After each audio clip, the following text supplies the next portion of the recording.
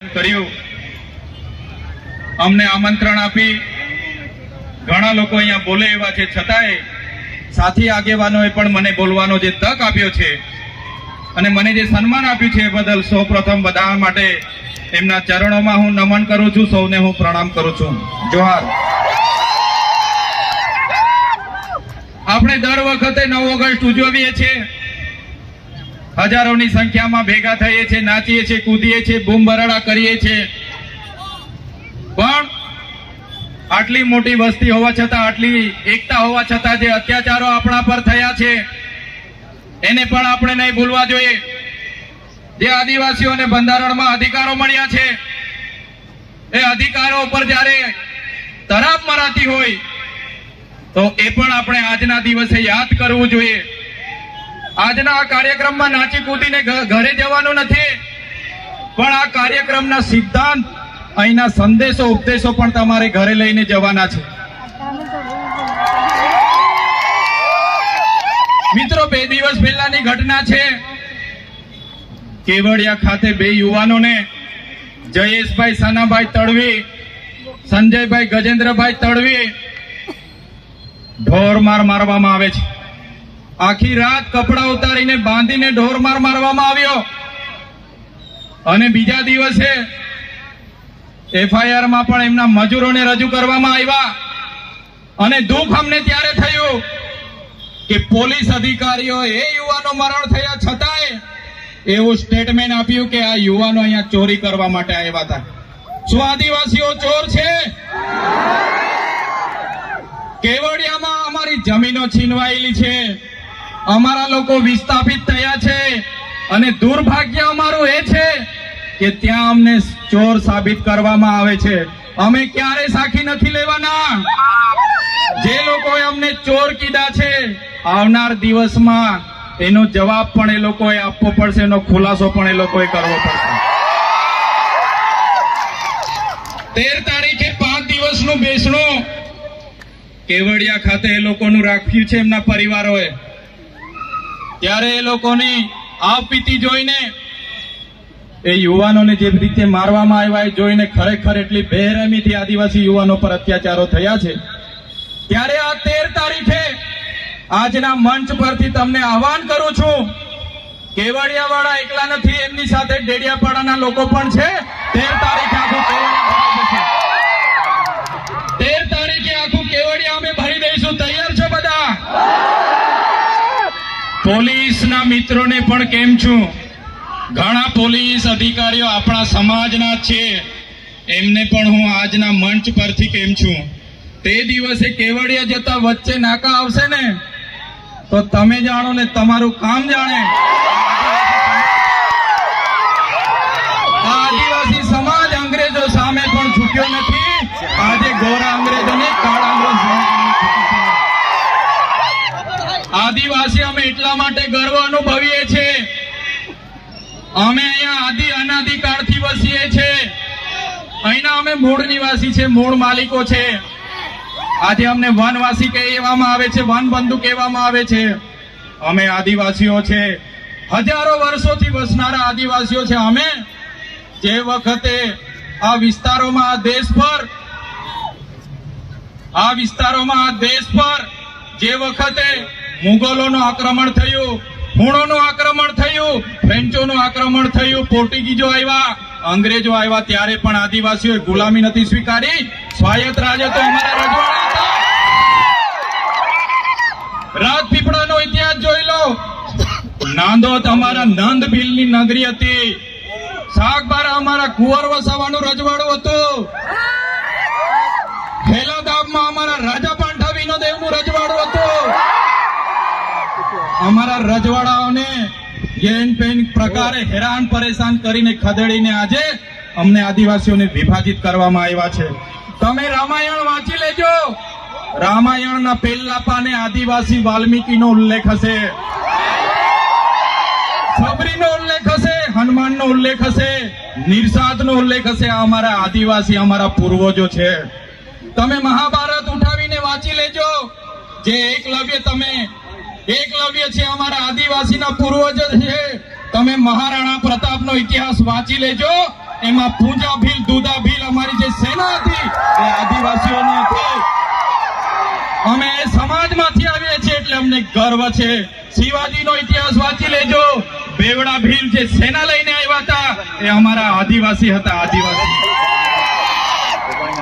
અંગ્રેજો સામે સૌ પ્રથમ કોઈ લડ્યા હોય 35 વર્ષ સુધી ટાટિયા ભીલ લડ્યા હતા, ખાજિયા નાયક લડ્યા હતા, તિલકા માઝી લડ્યા હતા, બિરસા મુંડા લડ્યા હતા.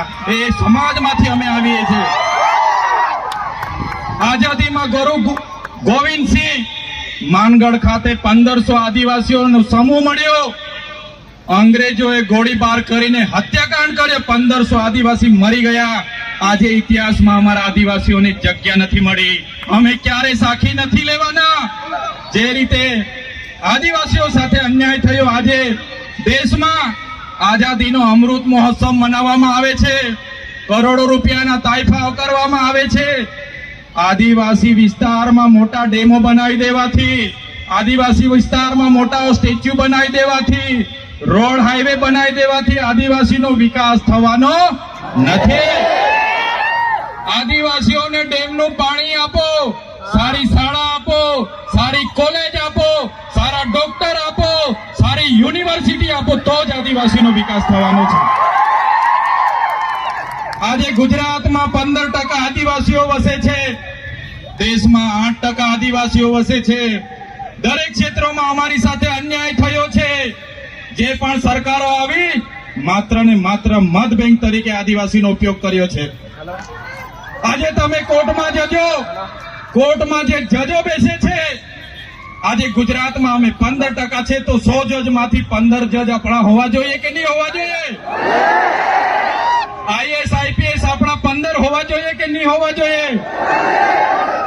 મામલતદાર, ટીડીઓ, કલેક્ટર અમારા 15 હોવા જોઈએ. તે આજે નથી. એ હવે આવનાર દિવસોમાં આદિવાસી સમાજે જાગવાનું છે. આટલી મોટી સિટીઓમાં રિયલ એસ્ટેટ બને છે. રિયલ એસ્ટેટના બિલ્ડરો કોણ છે? કેટલા આદિવાસીઓ રિયલ એસ્ટેટના બિલ્ડરો છે?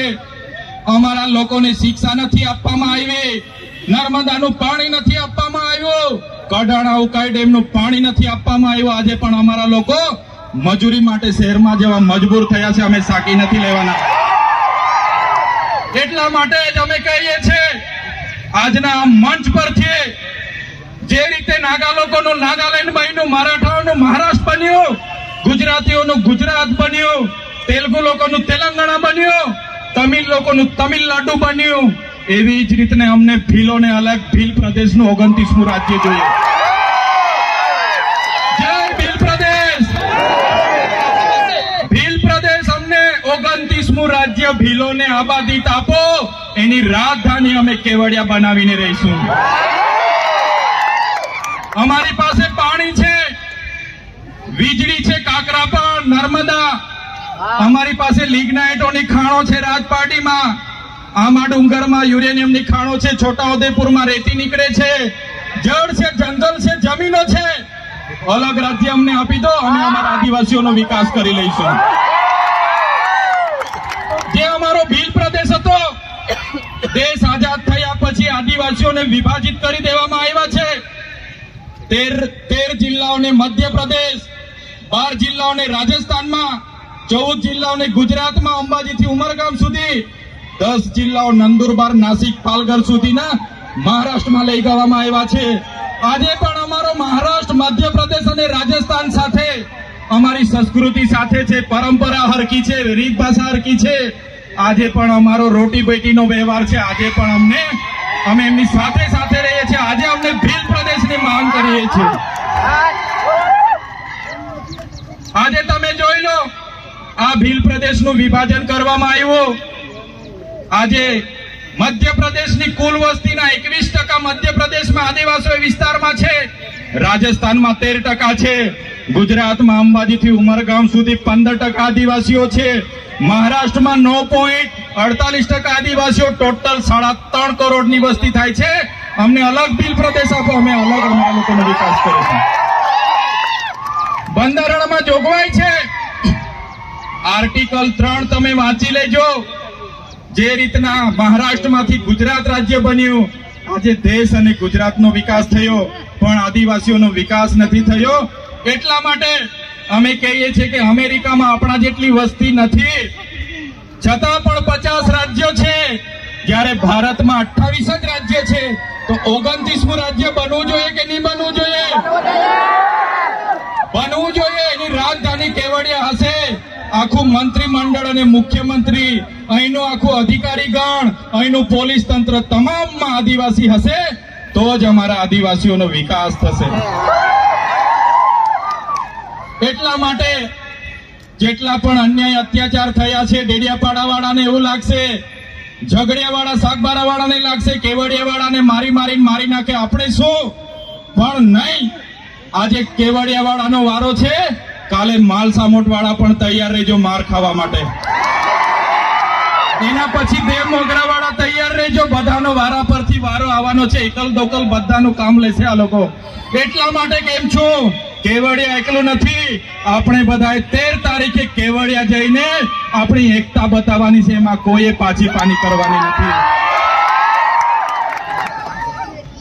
વિકાસની વાતો થાય છે અને આદિવાસીઓ સાથે અન્યાય થયા છે, ત્યારે અમે ક્યારે સાખી નથી લેવાના.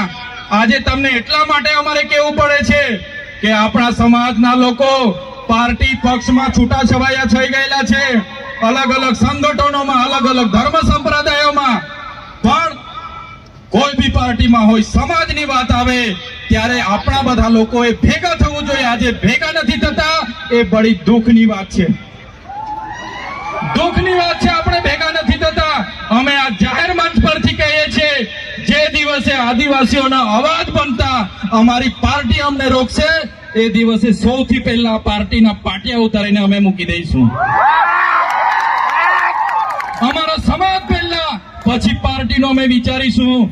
આવનાર દિવસોમાં જ્યાં પણ આદિવાસી સાથે અન્યાય થશે, એ મહારાષ્ટ્ર હશે કે મધ્યપ્રદેશ હશે, આ આદિવાસી સમાજ માટે અમે લડી લઈશું. અને અમે એ જ ઉપદેશ આપને આપીએ છીએ. આજે એસસી અને એસટી કોટામાં 7 જજોની ન્યાયપીઠે જે ચુકાદો આપ્યો છે, મિત્રો, આવનાર દિવસોમાં આપણા શિક્ષણની અનામત, આપણી નોકરીની અનામત, આપણી રાજકીય અનામત ખતમ થઈ જવાની છે. યાદ રાખજો, જે જજોએ જજમેન્ટ આપ્યું છે એ ખૂબ ગંભીર બાબત છે. મિત્રો, તમે જાણ્યું હશે, આ વિસ્તારોમાં નકલી કચેરીઓ પકડાય, નકલી અધિકારીઓ પકડાય, નકલી ઘી પકડાય, નકલી ટોલ નાકા પકડાય. પણ હું તો તમને કેમ છું કે નકલી આદિવાસી ધારાસભ્ય પણ આ ગુજરાતમાં છે, આપણા એસટી સર્ટિફિકેટ બનીને ધારાસભ્ય બનેલા છે. નકલી આદિવાસી ધારાસભ્ય પણ ખોટા સર્ટીના આધારે આજે બન્યા છે. ત્યારે આપણે બધાએ લડવું પડશે. એટલા માટે જ વધારે સમય નથી લેતા. અહીંયા આવીને નાચી કૂદીને છૂટા પડવાની વાત છોડો. આપણા બાળકોને ભણાવો, આપણા લોકોને સિંચાઈનું પાણી મળે, સારી સુવિધા મળે, એ માટે લડો. આદિવાસીએ કોઈ પાસે શિક્ષા નથી છીનવી, આદિવાસીઓએ આજ દિન સુધી કોઈની નોકરી નથી છીનવી, આદિવાસીઓએ આજ દિન સુધી કોઈની જમીનો નથી છીનવી. તો આપણું છીનવાય છે ત્યારે તમે કેમ ચૂપ બેસો છો? આદિવાસીઓનું છીનવાય ત્યારે આખો સમાજ ચૂપ બેસે છે, ત્યારે દુઃખ થાય છે. એટલા માટે કોઈ પણ પક્ષ પાર્ટીમાં જે પણ નેતાઓ હોય, વડીલો હોય, યુવાનો હોય, બધા જ લોકોને આજે હું આહવાન કરું છું, પક્ષ પાર્ટી ચૂંટણી આવશે ત્યારે આપણે દેખાઈ જશે. પણ જ્યારે સમાજની વાત આવશે, જ્યારે કેવડિયાની વાત આવશે, બધાએ નીકળી પડવું પડશે, તો જ આ લોકોને આપણી એકતા બતાવી શકીશું. એટલે સમય ઘણો થયો છે, વધારે વિશેષ નથી કહેતા. પણ અમે વિધાનસભામાં, તમે બધાએ મોકલેલા છે, વિધાનસભામાં જઈને અમે બધું જોયું, જાણ્યું. અને આપણા સમાજ સાથે જ્યારે પણ કંઈ થાય છે, મા બહેનો રાતે ફોન કરે, સવારે ફોન કરે અને કહે છે કે અમારી સાથે આપબીતી થઈ છે, ત્યારે મને દુઃખ થાય છે કે આટલી બધી યુવા શક્તિ છે. આદિવાસી યુવાનો રાતે 11 વાગ્યાથી નાચશે, 5 વાગ્યા સુધી આદિવાસી યુવાન થાકશે નહીં. આદિવાસી યુવાન અહીંથી પગપાળા લઈને નીકળશે, 15 દિવસ પાવાગઢ ને ભાગવલ જશે, આદિવાસી યુવાન થાકવાનો નથી.